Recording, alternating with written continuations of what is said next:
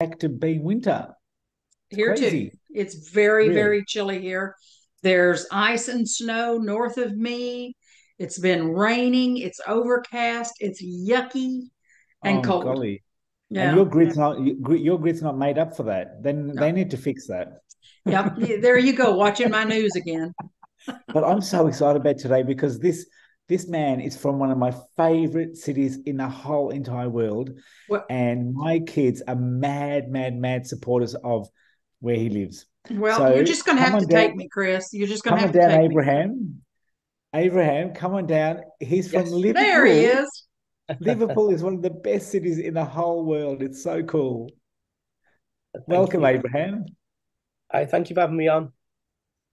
And Well, what a we great can't. accent. Hey, Kathy. Yeah, you got a great accent. Yes, I love it. We can't wait to Awesome. jump into this. So, Abraham, tell us, how long have you been an iridologist? I've been a certified iridologist for approximately 18 months now. But I've been studying it for a bit longer, since about 2018, 19. That's good. Cool. So, we would still call you a newbie, and not that Yeah. that's a bad thing. It's not, No, newbies are because great. you're just getting your feet wet. At 18 months, you're really just, you're still soaking up all the information around you, and everything seems so new. And oh, my friend, it's going to be a fascinating ride. Fascinating ride. Wow. Yeah, it's Yeah. great. And Abraham, what inspired you? How did you get into iridology? Um, it's actually through my teacher, my mentor. I've been doing a Greek medicine program for the last sort of 5 years. And one of the modules that the teacher implemented was iridology or iridology. And it wasn't part of the course, but he added it on because he's I think they refer to it in the UK as a master iridologist. And I was fascinated by it. I was absolutely fascinated. I was really intrigued by, the signs that we see in the eyes, the color, the features, the constitutions, all the little signs, what they meant, and it really captivated me. Um, and I think from there, what I found with our course was what my teacher gave me. It was almost he gave us information about certain areas, but it was sort of I don't want to say haphazard, but in an unstructured way. And I was looking for a structured method and a structured approach with a teacher, and then that led me on to find Holy Miller just by pure coincidence. So, and then the rest Awesome. is history. So did you say Greek medicine? Yes, Wow. Well, tell us more about that. it's in Arabic it's referred to as Unani Tib, and it's basically like the Ayurveda system and the Chinese traditional medicine. It Yeah. was it was it was around. I think it's still practiced in, I think, India and Pakistan and parts of Southeast Asia, but it's not being practiced as much. But it's getting a bit of a renaissance at the moment. Um, but it's still lagging behind sort of Ayurveda and TCM in the UK because they're sort of licensed and they're set up, whereas we're still not.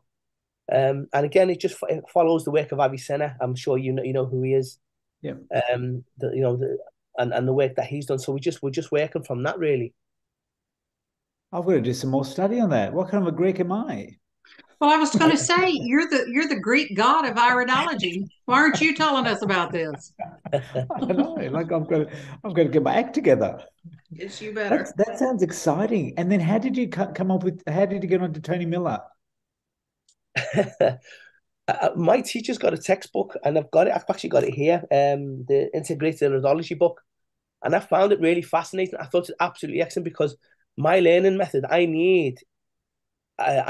found out I had dyslexia about 6 7 years ago just by coincidence. So, and what I found, I'm still trying to understand how I learn. One of the things is I think I'm a bit of a visual and a kinesthetic learner. So when I looked at that text, it had images, it had information, it had guidance, and it was all in a structured way. And it was I wanted the book, so I bought the textbook, and it was of a guy. I think his name's Mark Kennedy, somewhere in Australia. And I was buying items off him, a lot of Tony Minutes stuff. Now I was actually searching for Tony Minutes to see where she teaches, where she learns. So I just emailed him just out randomly out the blue. I said, "Look, how can I get in touch with Tony Miller?" A couple of days later, she sends me an email, and she goes, "How can I help?" And then that was it. And then we had the Zoom conversation, we had the chat, and I was actually, believe it or not, I was actually prepared to travel out to the Gold Coast and find her. I don't I know how I love was it. going to do it, but I was actually going to do that. But then she got in touch with me, and then she said she does all the stuff online now. She doesn't. I don't think she teaches face to face anymore. No. Um, and it's been an absolute eye opener, absolutely amazing. I love the materials that she's got. I love the structure. I mean, because I'm one for structure. She's got the materials, even the eye charts, everything. And even when I email her, she gives me words of advice on afterwards. And honest to God, it's not she. It's like she knows exactly what to say to me. Like she even knows That's to put me in, and amazing. she knows what to. And she says, and I'm like, how does she know what I'm going through? And she's to write these things, and it's very awe inspiring. Wow. And did you know that Tony Miller's on the IPA on the IPA board? And I've done her course live about at least 10 times. And yeah, she's one of my very best friends. We love Tony Miller. We do. Yeah. She is. She's absolutely amazing. She's very positive and very encouraging, and it's something that like when you see yourself and you see sort of discrepancies in your own abilities to deal with people and things.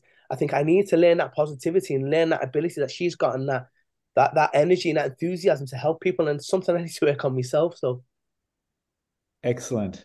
And she can break it down and she can Yeah. explain it in terms that anyone can understand. If you need it at a low level, she can bring it down and she can teach you at that level. If you need to hear it at a clinical level, she can raise it up.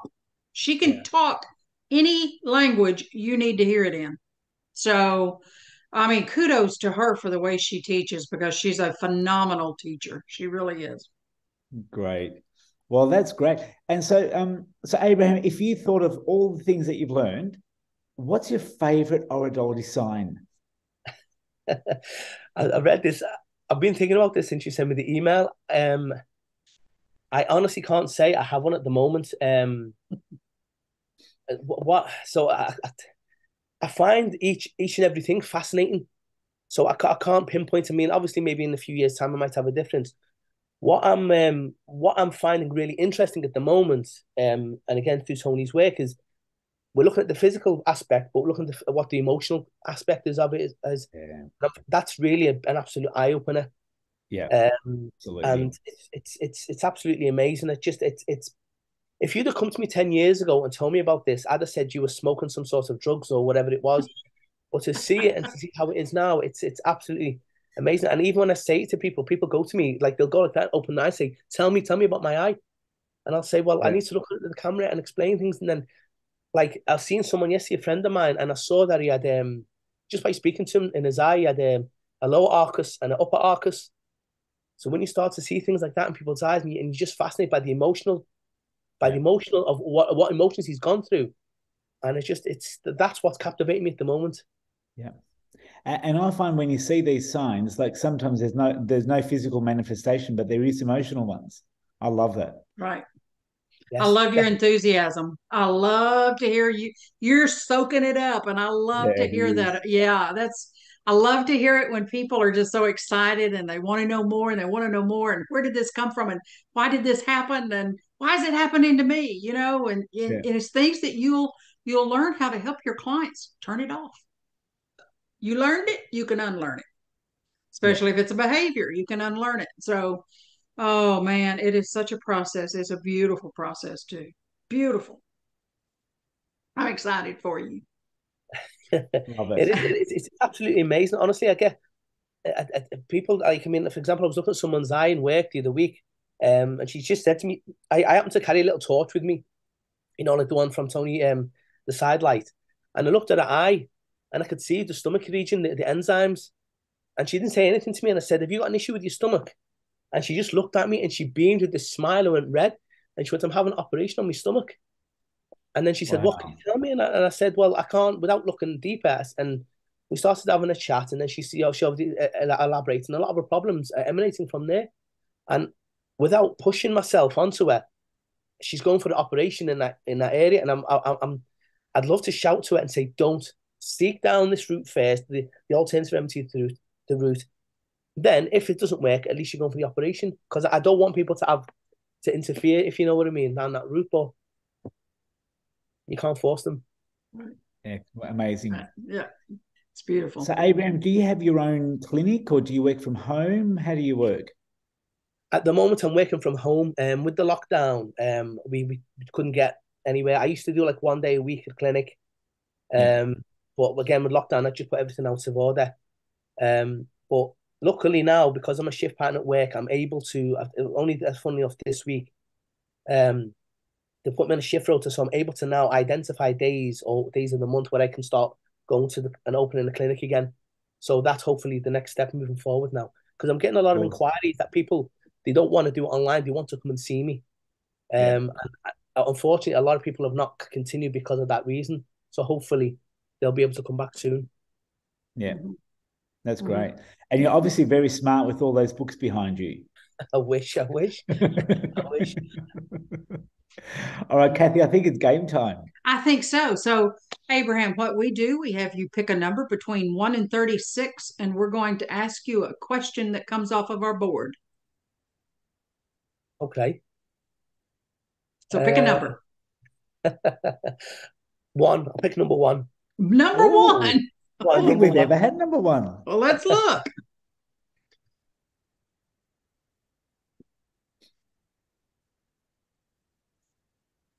Oh my gosh, I don't think we've had this either.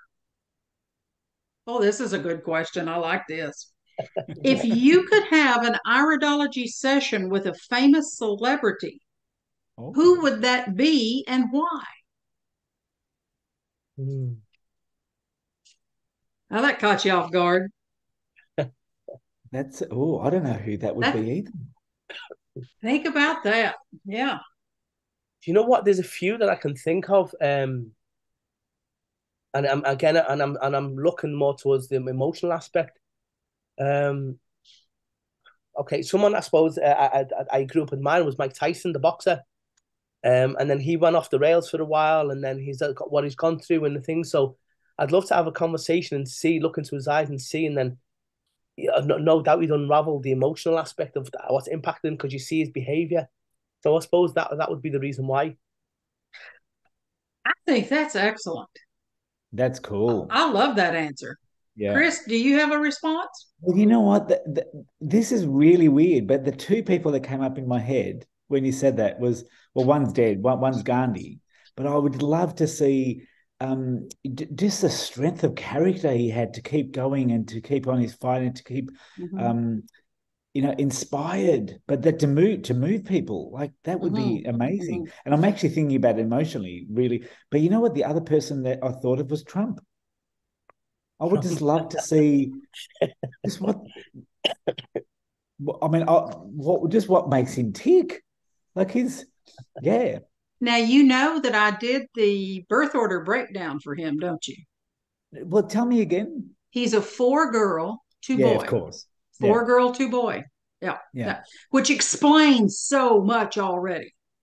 yeah. So Abraham, we're going to have to teach you about birth order. So Well, you've um learned about birth order through Tony's book, Tony's work, haven't did you? you have you studied birth order through Tony's book? I have, but I haven't looked at it. It's been a while now, but Yeah. it does ring a bell. Well, Chris and I'll teach you. Well, the way I would describe four girl, two boy is like four girl is like they're like the transformer. Like they transform the family, but sometimes when they go rogue, they almost like burn the house down to build it up again. Yeah. And a two boy often has like way too much fire. So I would say Donald Trump's probably a four girl, two boy that's gone a little bit haywire. A little bit. So you say a little bit anyway. Yeah. The, Well, I'm going to keep my mouth shut. yeah, the other question, sorry, when um, you when you asked that question about celebrity, the one when you mentioned when Christos mentioned, but he's passed away was Christopher Reeve. I don't know if you ever know who he is or who he was. Yes, Superman. for Yes, sure. because I remember seeing a program about him after he'd had his accident, and I saw the strength of character that he had to get through what he was going through. And when he was joking with his care workers, saying, "I can't wait till they sack you," and the strength and courage and determination that that guy had, in a positive nature that he had, even during his illness, was something I Yeah, just never even thought a human could have. yeah. I think the celebrity I would choose, she's already passed on, but it would be Princess Diana. Oh, yeah. Totally, I'm such an Anglophile. You know, I mean, I Well, love everything about the UK, everything, everything. Um, and you but haven't I even been was there yet. this what? You haven't even been there yet. It's because you haven't taken me, darling. You haven't Well, taken me. Um, you know, I think the Queen too. I'm still mourning the loss of the Queen. It just breaks my heart, and I was just so captivated watching her funeral on the telly and just watching everything unfold like it did. But I'm just obsessed almost. But with her passing, she's the same age she and I would have been the same age. We were actually born in the same year, roughly a week or 10 days apart, I believe. I think roughly 10 days, maybe 2 weeks apart. So you already had that age attachment that I felt to her. But I felt that she was just caught. I felt like she was a trapped animal and she needed to be freed in some ways. And I wanted to know more about what made her tick. yeah. And I think to have seen her eyes would have been a great phenomenon. So that's who I would have chosen as Princess Diana. Is that Kathy, what do you think her eyes would have been like in Ragged? I mean, I think she would have had to be a shaker. She would have had to have been a shaker, but I see such a like a shaker jewel almost about her. Yeah. Yeah. A shaker jewel.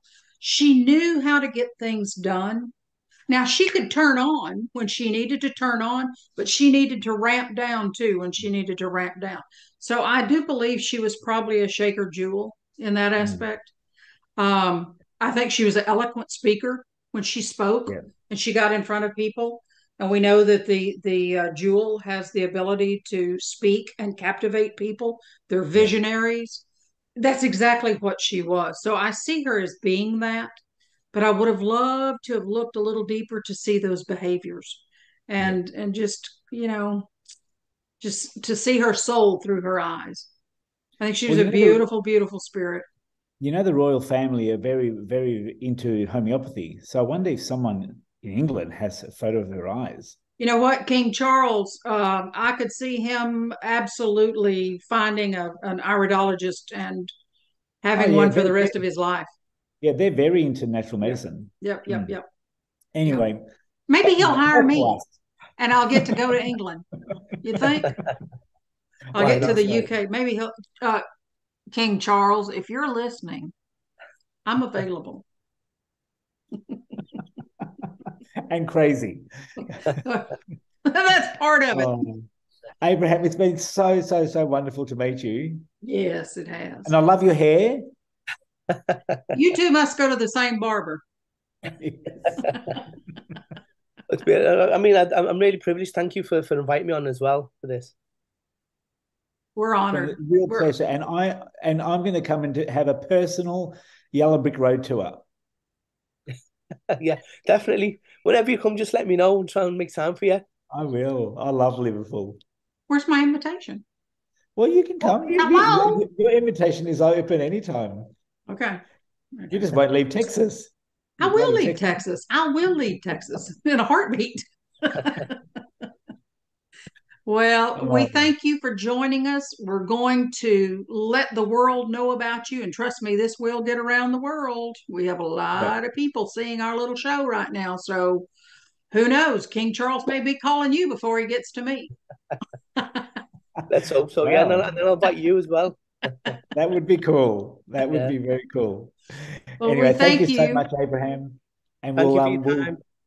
Have a good we'll rest see of your you day, again. Abraham. Take care, guys. Thank you. Thank you.